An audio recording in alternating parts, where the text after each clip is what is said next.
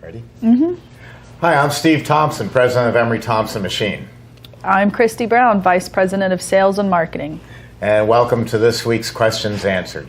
Christy, why don't you start off? Okay, well, if you follow us on Facebook, I did share a post about how Little Debbie has now started to make their own ice cream. Wow. With the zebra cakes, and I think those, what do you call those? Ho-hos? Ding-dongs? I don't know. One of those. Swiss rolls. There we go. Yes. Swiss rolls.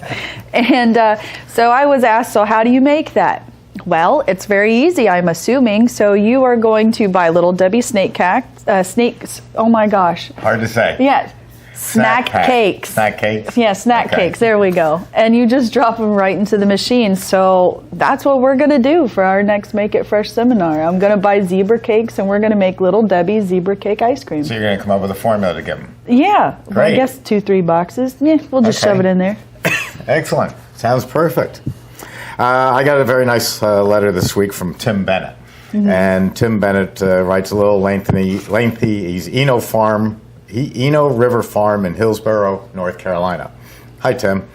Thank you for your nice compliments. He was complimenting Mike, our senior tech, for helping him out. Stan Sitton from Green Mountain Flavors, the all-natural flavors. Darren from Lockhead Vanilla, fabulous vanilla. He even gave a shout out to me. He did have a question. He said that he has been using Cobatco. That's C-O-B-A-T-C-O. Cobatco. The C-O is for company. For his ice cream cone mix. He makes his own cones. And wanted to know if we had any other suggestions. Well, Cobatco makes great machinery and for making waffles, and I think they sell them to you at a strong discount so that you'll buy their waffle mix, which is also excellent. But there are other waffle machines on the market. They might even just sell you theirs straight out. But one that we recommend, Christy, you found this one. This was Katie's Waffle Cone Company in Portland, Oregon, and that's Caitlin Williams, right? She's a sweet lady. And she has an all-organic, gluten-free blend. And vegan. And vegan. It's gluten-free and vegan. So you can look that up at our website under emerythompson.com, and you'll find her information there. Those are pretty good buzzwords to be using around in an ice cream parlor. All organic, gluten-free, and vegan. It makes for great advertising. Yeah. My next one is what happens if I put too much mix into my machine? Well, if you're going to overload your machine, and all these machines that we have a minimum and a maximum, it'd be a little too lengthy, so just give me a call or shoot me an email for your size machine, and I'll let you know. If you put way too much mix in there, then your machine is not going to freeze properly. It's going to take forever to freeze. And then it's just going to have a very horrible consistency. You're not going to break it. It's just not going to form right. It's not going to get consistency. Nothing will work on it. So be sure you leave it at the minimum or the max. And my next question is, what happens if I put too much mix into the machine? No, really? We don't reverse these, and we purposely don't discuss what we're going to talk about. So all I can do is add to yours a little bit. Tim Johnson took a 24-quart formula from Tie-Dye Jeff and was trying to reduce it down to a CB350. It reduced down okay, and the formula was okay, but he was putting too much mix into the machine.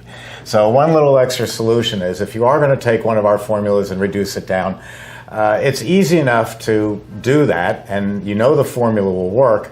But as Christy just said, only put a maximum of 4 quarts of ingredients into the machine to get a 6 to 7 quart batch out. For the CB350. For the CB350. So even though you did make a bigger batch than that, you don't have to put it all in the machine all at the same time, because you're going to probably make, if it's a good flavor, you're probably going to make 3, 4, 5 batches of it. So it's not going to go to waste. No. But maybe we should communicate more. I don't know. I thought that was kind of funny. It was. My last one is, what do you prefer using? All natural or basis, syrup, or concentrates? I prefer always all natural, and I'm not a fan of concentrates because if you have a base in a syrup, I can, the chef thing, you stick your finger in it and you taste it and you know what it tastes like. You try to do that with a concentrate, that's going to be horrid. So you would have to mix it first and then taste it and hope you like it.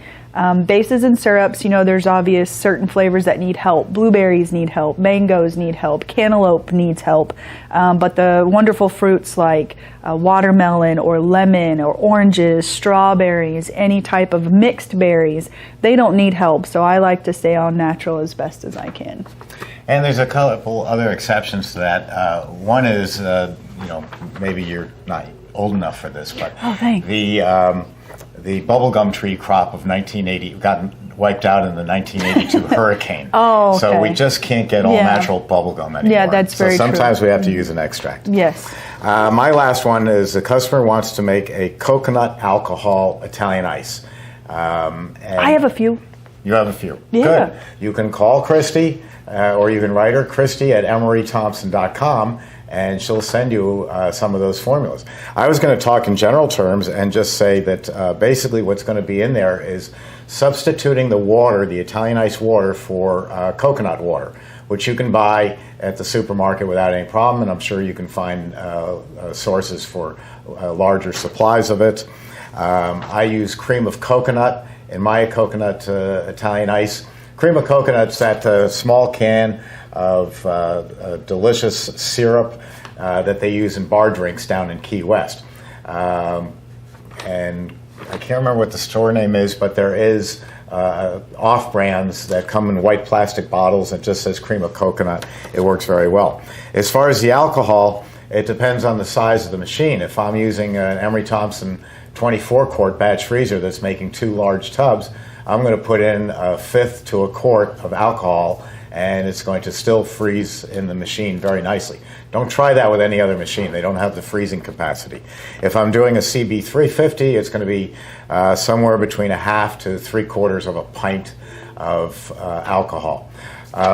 We once made, and I may have mentioned this once before, that we used some grain alcohol, and it was 150 proof, and it was so strong that when you took a taste of it, all you could do was go like that. Kind of like a mint chip? You had to bring that up, didn't you? Yes, I did. Well, you haven't had to use mouthwash in 6 months, have you? I have not. So, just like the mint chip, you can overdo it. So, don't put too much alcohol in there. It's a flavor. It's not a party. Well, it also depends on the proof of alcohol. Malibu rum, that's a very lower proof than Captain Morgan rum, which is a dark rum. Mm-hmm. So the proofs are different. So you can put more of the Malibu than you can the Captain Morgan. Okay, so play with it. Can I say that? Oh, well, it's too late. I did. No, you did. Play with it. And the important thing is that Emery Thompsons have so much refrigeration going through the system that alcohol will never freeze, but we can freeze it in suspension in the ice cream, meaning that the ice cream will stay hard and it's got the alcohol that's in there. And I think that's it for today. I think so. We'll see what we can copy each other on next week. Yeah, well, I like not telling anybody. It sounds quite fun. It's fun. Have a good week. Bye, guys. Bye.